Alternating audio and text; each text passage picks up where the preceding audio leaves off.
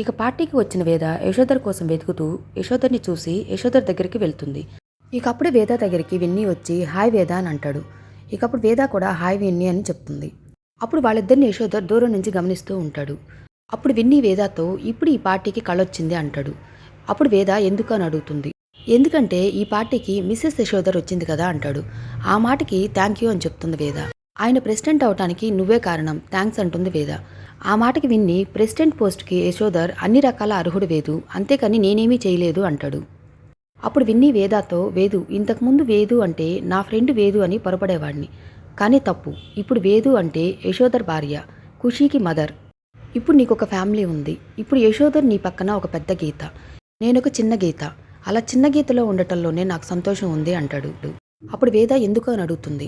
ఆ మాటకి విన్ని ఎందుకంటే యశోధర్తో ఎందుకు కలిసి రాలేదు, మిస్టర్ యశోధర్ నిన్నెందుకు వదిలిపెట్టి వచ్చారో అంటాడు. ఆ మాటకి వేద తప్పు నాదే విన్ని, నేను బ్యూటీ పార్లర్కి వెళ్ళి లేట్ చేశాను, అప్పటికీ నా కోసం చాలా వెయిట్ చేశారు. డెలిగేట్స్తో మీటింగ్ ఉంది కదా, అందుకే త్వరగా వచ్చేశారు అని అంటుంది. ఆ మాటకి విన్ని భర్తను బాగానే వెనకేసుకొస్తున్నాము, నువ్వేనా లేకపోతే అందరి భార్యలు ఇలానే ఉంటారా అంటాడు. ఇక ఆ మాటకి ఇద్దరు నవ్వుకుంటూ ఉంటారు.